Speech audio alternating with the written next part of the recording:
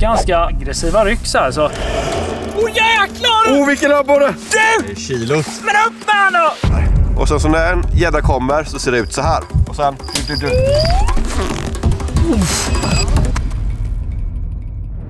När det blivit riktigt kallt i Sverige och sjöarna har frusit, skärgården har frusit och även åarna, då finns det 2 effektiva metoder att göra. Det första är ismete efter bland annat gädda och det andra det är pimpel efter abborre. Så i dagens video så kommer vi visa exakt hur vi gör när vi ismetar samt pimplar. Och som bonus så kommer vi såklart åka till ett av våra bästa vatten för att fånga riktigt stora fiskar. Men först era kommentarer och Catlife, han skriver att han har fått en röding från isen igår. Så stort grattis! Röding kan man också pimpla, men vi ska ju pimpla abborre. Vincent skriver undrar om det blir någon riktig gäddismetesatsning i år. Och det är klart det blir det. Det är givet att göra en sån varje år. Så det har vi i kikan. De stora gäddorna ska upp. Arbisto här skriver, vi har 40 cm is. Och ja, då måste du nog bo i Norrland. För här i Småland så är det sådär 20 cirka. Här framför mig så har vi en frusen, eller som man säger i Småland, frösen å. Och det som är bra med den här ån är att det finns både stora abborrar i den, alltså 2 kilo plus, och enorma gäddor, 10-12 kilo. Så även om vi är killar så ska vi idag göra 2 saker samtidigt. Fiska både stora gäddor och stora abborrar samtidigt som visar för er hur man pimplar och ismetar. Jag känner att den här utmaningen, det blir något i hästväg. Eller vad säger man? Alltså vi har gjort många challenges, svåra utmaningar. Men göra 2 saker samtidigt, jag tror vi har satt oss i skiten här. Förr i tiden så var det väldigt populärt med angel. Och då var det så här, då var man tvungen att sätta upp alla angeldon innan gryningen. Och gryningen har redan varit. Men vi ska ismeta istället, så jag ska visa hur man ismetar. Och det tänkte jag göra nu till att börja med, hur jag riggar spöna. Men jag har hittat ett gammalt hål här som någon har fiskat i. Och jag tänker att eftersom vi är lite senare idag så använder det gamla hålet, för då slipper jag bara upp ett nytt och spara lite tid på det. Sen lite senare kan jag flytta runt det här lite och se vad gäddorna är. Men jag börjar med det här gamla hålet. Ett av mina bästa tips är att använda sådana iskopor av metall. För jag har haft gamla plastiskopor och de har alltid gått sönder. Men den här har jag faktiskt haft sedan 2014. Och det är, vad är det? Det är så här 12 år och inte gått sönder än. Så köp alltid iskopor av metall. Ninjaspark. Och sen så öser man ut allt is här så att man kan landa en stor fet gädda utan att den fastnar i iskanten. Och det är samma sak med min ismeterställning. Den är gjord av metall. Den här är också sedan 2014, så också hållit i 12 år. Det enda som är av plast som jag använder, det är min egna ismetersvippa som jag har gjort själv. Och det som är plast här då, det är det här makrodonet eller polykarbonatet. Men det är gjort av okrossbar plast som man har i sådana skottsäkra västar. Så det är väl enda plastet då som är okej att använda, som inte går sönder. Dit med den och sen så fast med vippan. Vippan har vi en film på hur man gör som jag kan länka i kommentarerna. Men jag har en skotteklämma längst upp som man fäster linan. En fluorescerande orange boll som man ser när det är sol ute. En svart som man ser när det är snö ute. Och sen bjällra som man hör när gäddan tar mötten. Som rulle på mitt ismeterspö tycker jag om en liten lätt multirulle. Det här är från Kappeland, VXM 100 heter den. Och den kostar inte alls mycket, vilket är perfekt till ismetet. Och sen så har jag ett litet kort spö som är 3 fot, för jag tycker det är smidigt. För att det tar inte mycket plats i bilen. Men här har väl utgått sedan 2010. Också gamla saker har hållit bra. Så man får väl hitta något liknande där med. Linan är 0,42 mm nylon. Så den håller stora gäddor och vassa iskanter. Sen här har jag en liten frysplugg man kan lägga teer i om det är riktigt kallt om man ismetar så att det inte fryser. Sen behöver man ha ett litet kulbly här som tynger ner mötten så att den inte flyter upp till iskanten. Och för att skydda knuten så har jag en liten pärla här som är gjort av gummi. Och sen så har jag min tafs då. Och tafsen är titanium, för det kan man faktiskt använda flera säsonger. För titanium, det kinkar inte. Så även om du knycklar ihop den så här så kommer den rätta sig ut och bli rak. Om man har en sån där stålvajer eller så, då kommer den bli knycklad resten av livet. Så man får bara knyta om hela tiden. Längst ner på tafsen så har jag en 3-krok och det är viktigt att det är bra kvalitet. Och storlek 4 är ungefär perfekt. Bara i med kroken i ryggfenan så här, så är det klart. Och här så är det ett ganska bra bakvatten. Och det är cirka 2,5 meter djupt. Så då sätter jag över mötten, ja, typ 1,5 meter ner, så är det typ 1 meter ovanför botten. Det är bara att sätta in spöet i ställningen. Så här, trycka dit den. Ta vippan och sätter den jättelöst här i skotteklämman. Så där. Och sen så när en gädda kommer så ser det ut så här. Och sen Fäll! Och så springer man och tar den. Svårare än så är det inte.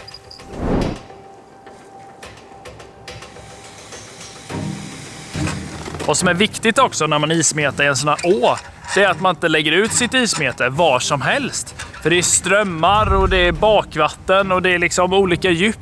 Så Tobbe, han la sitt spö på en kant där gäddorna passerar mycket när de åker upp och ner i ån. Men jag tänker att jag ska lägga mitt i ett av de största bakvattnen här, som det är en djuphåla på nästan 5 meter, och här är det riktigt lugnvatten. Så här gillar ju gäddorna att stå när det är så här superkallt i vattnet. Och min utrustning, den behöver jag inte riktigt gå igenom mer, för den är väldigt lik Tobbes. Det är likadan rulle, likadan lina, likadana hållare och vippor. Det enda som skiljer över spöet då, det är ett abuspö som kanske försvann ur sortimentet 2007 istället för 2010. Så gamla är de faktiskt, men de funkar lika bra för det. Här har vi faktiskt lite olika vippor med oss, även att jag kommer välja den här gäddvippan som är till för gädda, som Tobbe kör med. Så har vi också den här som är lite mer abborrgösvippa. Den är lite tunnare plast, den är väldigt mjuk. En liten boll och en sån här liten hårsnodd här fram, så man kan sätta linan så supermjukt som det bara går. Men jag ska inte få abborre nu, tänker jag, utan gammelgäddan. Hur det blir den här.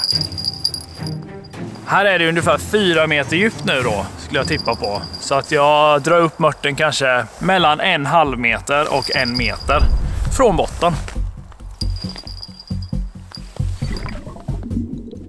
Nu är båda ismetarna ute, så det är dags att börja pimpla. Och jag ska köra med mitt sånt här spö som jag faktiskt köpte när jag var typ så 10, så jag har haft med det här spöet i hur många år som helst. Och sen så har jag lite momyshka som jag ska sätta på 2 stycken maggotar på.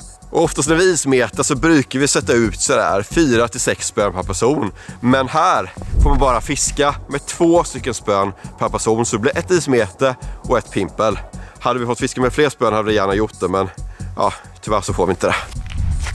Som ni ser här så är det några hål precis jämte varandra här. Vi har borrat upp lite i förväg så att man kan byta hål liksom. När de är så nära varandra så kan det vara hett om det är fisk här. Byta lite snabbt. Det här, det är ingen traditionell pimpellåda, utan det här är en modern pimpellåda. Tidigare den här vintern så har jag haft superbra abborrfiske från isen med nedd och jiggar. Så att jag kommer börja pimpla med det, för jag tror att det är hett om man vill ha stor fisk. Så jag tror att en liten monkey vibe här på en liten jiggskalle, det ska jag börja med, så får vi se. Nu ska jag släppa ner första hålet för dagen här. Som ni ser så har jag ett lite längre pimpelspö med en sån här riktig rulle, som jag tycker är bra när man pimplar efter lite större abborre. Det är enklare att drilla upp dem. Men mer om det senare. Nu ska vi se om det är någon fisk här. Och jag sätter på massor med maggotar här, min momyshka. Men jag ska köra, jag tycker det är kul med nedd. Köra liksom nedd och sånt på pimpel, så jag ska byta till det senare också. Men jag tänker att om du börjar med nedd så börjar jag med lite momyshka. Ska vi se lite vad vi får första fisken på. Ändå lite skillnad, en jigg eller momyshka. Momyshka är som en liten plutt. Ja. Denna är ändå lite större, så att man vet aldrig vad man vill ha för dagen. Det handlar om hur mycket på hugget de är, hur aktiva de är. Det är exakt samma sak. Bara 2 olika sätt att säga det på. Så jag tror att du får bättre snitt på... Ja, lite större bete, så är det ju med. På ditt jigg eller på din moderna taktik. Precis. Inget fäll än och ingen abborre än. Nej, det är så här det kan vara på isfiske. Och sen från ingenstans så kan det bara börja smälla på allting samtidigt. Oh, jag har den! Har du? Jag har! Edvin! Har du? Jag har! Oh, jag fick en! Första fiske för dagen. Som ni ser, det är inte jättestor abborre, men det är ändå kul att vi fick någonting ganska snabbt ändå. För att vara på pimpel, Tobbe, så är det kul. Skaplig. Jag menar, jag tror knappt du får sådana här små på din nedd. Eller vad du nu kör med. Men det är ändå kul att det var någon fisk här. Så det är bara att släppa tillbaka den här och fortsätta. Skönt att vara igång. Det kanske är småbeten som gäller nu på morgonen. Och sen så lite senare när de är lite mer på hugget så kanske större gäller. Men det är bra att man testar sig fram. Testa lite olika metoder. Det är också ett jättebra tips. Bra att du värmer upp med de här lite mindre, Tobbe. Så kommer jag att locka in de stora här snart. När jag väl får det, då är det en redig fisk här. Spännande. Det är riktigt spännande alltså. Jag älskar pimpel, jag har alltid gjort. Stor! Seriöst? Ja! Snittet har gått upp nu. Alltså den här är typ dubbelt så stor som förra typ. Nästa, ja det tror jag den är det. Titta, den här kämpar på bra i vattnet. Härligt! Ja, men ändå inte någon grisabborre. Det är jättefina pimpelabborre, men jag vet att det går A-stora här, så jag tror fortfarande på Edvin att han får någon stor snart. Men det är kul att man får känna lite sprattare spöt så här på morgonen.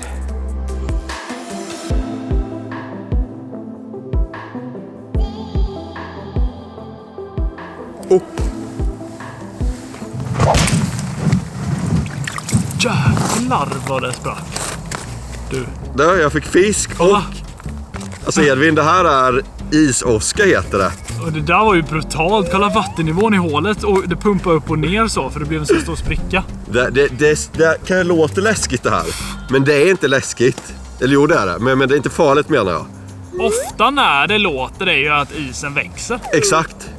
Så det blir krackeleringar när isen växer och blir större. Och det blir också många kalsonger man får ha med sig, för det är ganska läskigt alltså.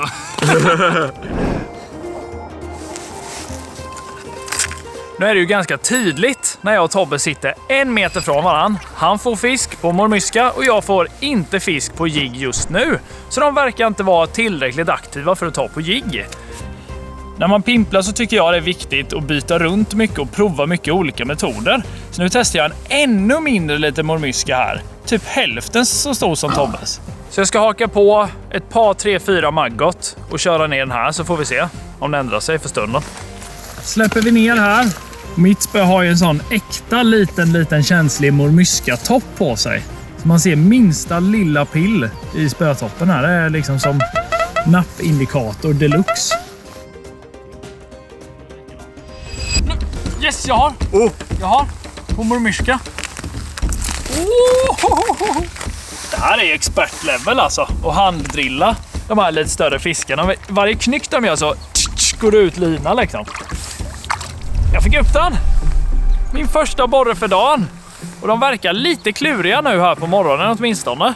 Så små beten är det som gäller. Riktigt lite mormyska. Så det är väl bara att köra på med det ett tag till. Och sen prova sig fram, byta till jigg igen och fram och tillbaka.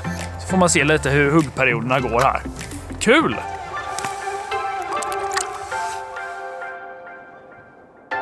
När man ska köra lite större abborre på pimpen tycker jag om att ha mängd, en bukett med maggot, så jag har sådär 5 stycken här, 6 kanske till och med.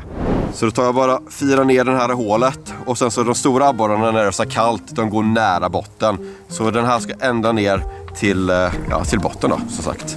Och sen har jag mätt upp innan här så att när den är precis ovanför vattenkanten, typ 1-2 centimeter, så slackar linan och då är den på botten. Och då tar jag bara upp spöet lite och sen så håller jag still här. Typ 10 centimeter ovanför botten skulle jag chansa på.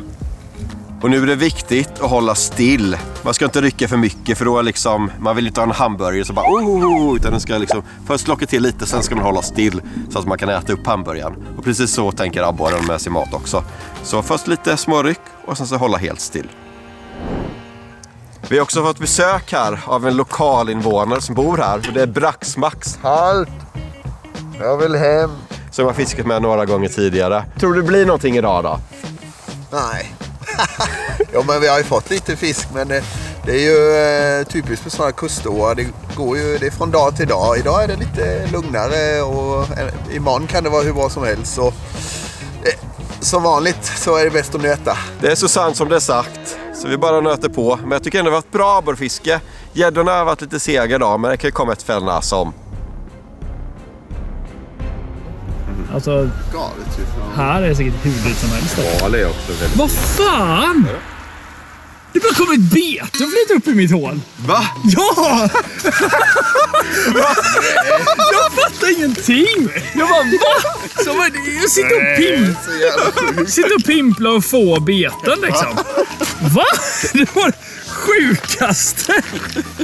Aldrig varit med om dess like. Sitter och pimplar och så kommer det ett bete upp och flyter upp i mitt hål. Ser ni att det är en igel på? Det här betyder att det här betet har stått och tryckt på botten väldigt länge. Tills jag gjorde mitt hål, då kände den för att liksom komma upp i mitt hål. Alltså, hur stor är chansen? Har det här hänt er så kommentera. Det blir inga kommentarer för jag är typ säker på att det där har aldrig hänt någon. Det är en på miljonen. Oh, stor! Edvin! Det här kan vara jättestor. Edvin! Oh, gris! Gris! Nämen. Oh! Jag har en kilosporre.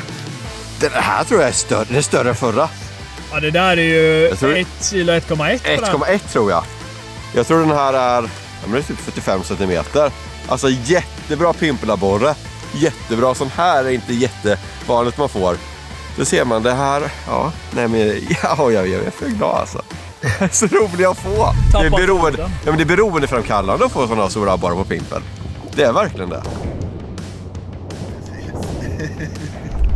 Oh, men den här måste vara bättre. Den här måste vara bättre. Är det? Ja då. Den här är bättre. Jo. Ett till kilos. Det här är en riktigt fin abborre på pimpel. Alltså det är ju lätt 1 kilo plus. Det är riktigt tjock och rund. Det är som ett boll och så... Jag ser mitt öga här. Vilken fisk alltså på liten mormyska. Ja, det som håller på bra. Ja, det här är kul. Men det är bara mormyskar de tar på. Jag har testat lite liksom Ned och sånt, men nej, inte för tillfället. Ja, inte än, de är sega, men hoppas att kunna komma igång. Komma igång så har du kilot på pimpel liksom. Ja, vi kommer igång så de hugger på lite Ned för det är jätteroligt att fiska med. Men ja, vad kul. Den sitter ju bra där faktiskt. Tar vi släppa i den här fina abborren. Inga filéer på den inte, den ska få gå tillbaka.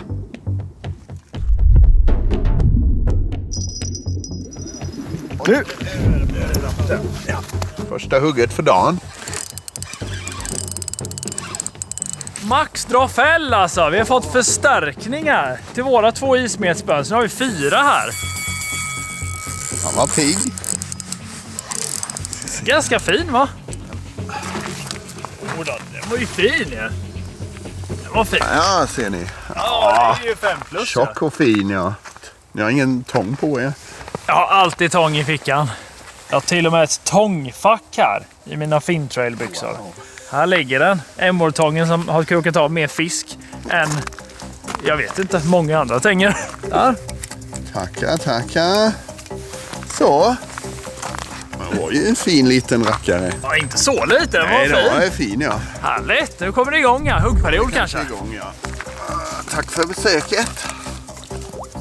Roligt. Ja, tack för den. Man kan alltid lita på 10-fället. En 10 kilo så klockan 10. Ja, men det är också, den tar inte typ ens 10 mm lina. Står helt still. Men den är avspänd.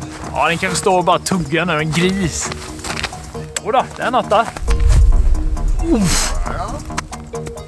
Ja, det går ganska tungt. Det går ganska tungt alltså. Nej, den släppte! Nej, precis under hålet. Edvin! När jag väl får ett fint fäll och allting. Åh, vad segt det är. I den här ån med, så jag vet ju att det är bra snitt och stora gäddor. Jag kände den var ju stor och fin och allting. Åh, nej, det där var inte kul. Nu är jag inte glad längre. Det är inte drömmen, det är mardrömmen. Det är det. I med möten igen. Så får den jobba på lite där. Vi har ju pimplet i alla fall som är väldigt roligt under tiden man väntar. Kommer nog en ny chans snart. Max här, han har ju typ, inte så mycket varmt med sig. Kanske lite te. Men han ger upp nu, för han börjar frysa så förbaskat. Jag är klen helt enkelt, så jag åker hem nu. Men å andra sidan har jag bara en kvart ner till ån, så jag kan komma tillbaks när jag vill. Ja, vi kallar ju honom Braxmax, så du får ju komma tillbaka hit när det är vår och det är braxen börjar leka och så. Och varmt. Ja, det ser jag fram emot nu. Lite varmt vårmete. Det ska bli fint. Tror att jag och Tobbe ska bli team Ned här. Maskar är ju generellt bra när vattnet är riktigt kallt. Så att en lätt jiggskalle, i och med att det inte är jättedjupt här, en sån här liten 3 grams med lilla Monkened sådär. Så sänker man ner den och så får den hoppa på botten och ner. Alltså, nu tror jag vi ska hitta på lite aktivare fisk. Riggat och klart. Vi bara börja. Jag fortsätter med mitt blåa pimpelspö här. Jag tycker det gick bra. Och sen så har jag satt på också en liten Ted med vårt egna jiggskalle här från Emgård. Och sen så... Har du döpt den till Ted? Eller? Ja, Ted-Ned ska jag dra stora abborrar på. Men det är ju Jumbo också. Nästan fusk då, va? Ja, men det är inget fusk alltså. För vi ska ha dem nu på de här aktiva abborrarna. De ska upp nu. Släpper vi ner ända till botten här. Vi har gått lite åt sidan här nu så det är nog lite grunda. Ja, jag skulle tippa på typ 3 meters djup här. Nu är jag nere på botten och slackar linan helt och hållet så här. Ingen kontakt med någonting. Då vevar man till lite så man känner och så lyfter spöet så här och där är botten liksom. Sen är det bara att göra så här. Rätt små, ganska aggressiva ryck så här så studsar den på botten och sen så river den även upp lite skit där nere.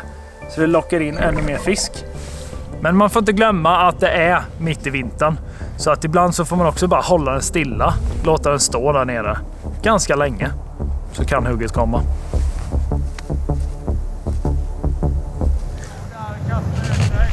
Jag har den! Edvin! Jag fick en! Jag fick en på Ned! Ned! Det tog ju faktiskt inte lång tid innan de tog på Ned idag. Alltså de är lite mer aktiva. Det är inte någon supersofisk heller. Så det är ändå... Ja, alltså det här kändes ändå bra. Ja, leta runt så ger det resultat. Härligt. Men jag släpper i. Det finns ju säkert fler här. Det är superkul att det är så många olika metoder som fungerar från isfisket. Alltså vi menar ismeter med mött här. Vi kör liksom momyska. Vi kör pimpel med Ned. Liksom det är kul.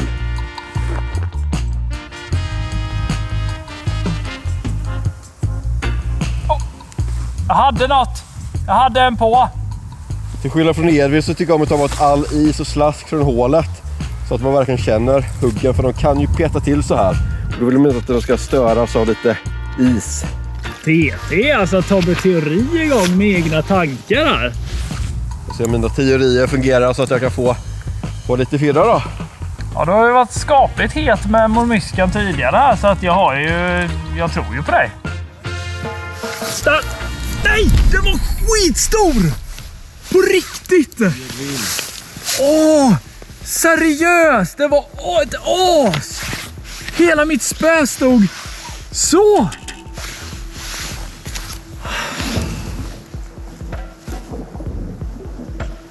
Där! Vilket hugg! Inte samma size som när jag tappade, men...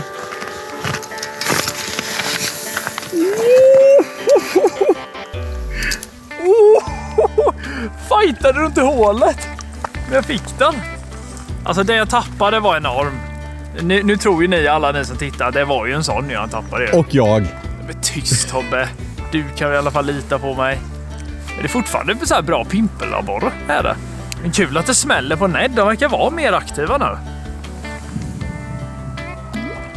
Är man riktigt snabb i igen så kan det ju hugga mer liksom. Om det kommer in en abborre så är det inte en abborre. Nu sa jag precis att det kom in en abborre, men jag menar om det är en så kan det vara fler. Så nu ska vi se. Jag vill få ett sådant stort hugg igen nu. Nej! Igen! Jag har ju massa här nu. Nej, jag vill inte bomba igen. Nu ska jag koncentrera mig. Fäll! Va? Är det på gång? Ja, den var nere.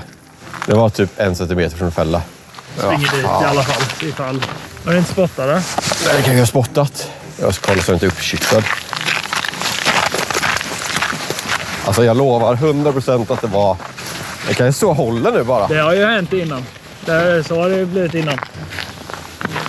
Jag spottade nog heller att det kan vara en abborre med. Den är där! Vad är det? Men va? Va? Det står ju bara och höll. Ja, vad det här är? Är det större? Nej. Men va? Sjukaste?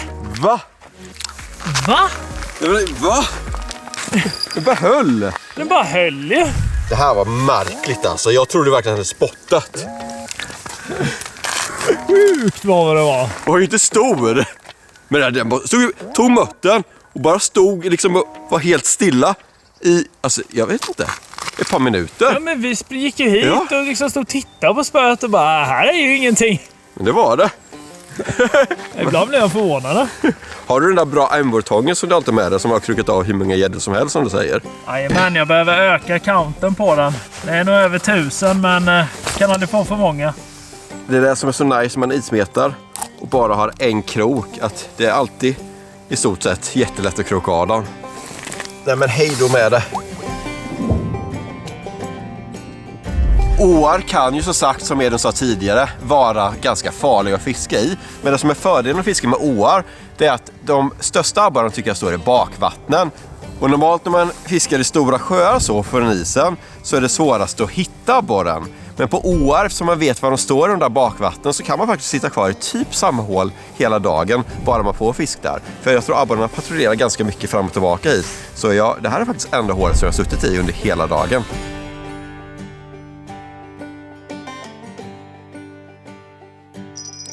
Edvin, det föll! Det föll! Tänk om det är en stor gädda nu. Alltså det hade gjort min dag. Den är redan gjord, men då hade den blivit liksom ännu bättre. Ta lina! Bra spruta! Oh! Oj! Wow! Nej, känns liten tyvärr. Igen liten. Nej. Du har hittat snyphålet här typ, men det fäller i alla fall. Ja men det är kul, man får springa lite, få lite motion i den här kylan. Och den har typ sådär igelansamling. Titta här på kinden. Där ja. Titta här på igelansamlingen. 3 iglar, men det var mer innan. Jag tror den håller på och slår gas i iglarna mot iskanten här.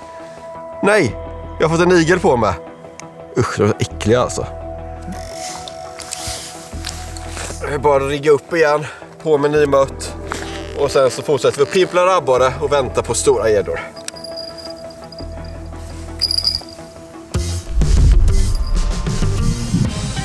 Nu kom den här! Nedden levererade. Det här snackar vi närmare kilot i alla fall. Min största abborre för idag. Och det är alltså, kolla här. Jag har bara sugit in den här nedden så nitade jag med spöet där. Det är så kul ut i fighten. Det var kul också. Jag liksom vevar in den med det här mjuka lilla goda spöet. Åh, vad kul. Den får gå tillbaka nu. Ska du ner på isen igen, hej då. Jag känner mig verkligen nöjd med dagen hittills. Så nu tycker jag att sista tiden ska vi bara sitta här i det där hålet som fick de där stora abborrarna som var över kilot och nöta. Hoppas att det kommer en sista huggrush och man kan få en sån där sista fin fisk från isen. Stopp! Där rev jag ingen. Där! Den här är stor, Edvin! Tobbe, den här är större. Den känns bättre, den drar mycket. Den här är stor! Helt andra gung i den här fisken. Det är hålet! Jäklar! Vilken abborre! Fy helskotta, Tobbe! Det här kan lätt vara dagens största för mig. Var det inte ett as där? Jag såg inte. Jag tror det var det. Den är fin. Den är fin. Du! Kilot. Men upp med den då! Ta! Jag kan inte. Men ta den då! Ja, den släppte också! En till kilo. Eller first too big to handle. De tar... så ni där. Bara drog upp seglet här, så riktigt fint. Titta fettot! Titta fettot! Herre, jag börjar likna nästan drömfiske. Jäklar! Alltså det här är det sjukaste pimpelfisket jag har varit med om. För att vara pimpel så är det här drömfiske i mina ögon. Helt sjukt vilka fiskar.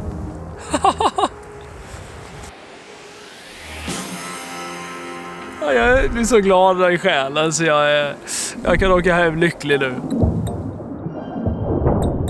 Om man trotsar kylan så ser ni ju idag att man kan ha riktigt kul fiske och få både många och stora fiskar. Så jag tycker, har ni is fortfarande, bara ut och ismeta eller pimpla så kommer ni få kul fiske. Vi har ju kommit med många bra tips idag på både utrustning och beten. Så skriv ner det, åk ut och testa så kommer ni förmodligen att lyckas. Ha det så bra allihopa så ses vi i nästa video. Glöm inte att prenumerera också, det är viktigt. Nu blir det bortklippta scener. Som inte går att köpa längre, men den är också gjord av plast. Det var där den inte var. Nej. Fan, nu fällde det ju. Ja. Alltså jag orkar inte, sluta fäll!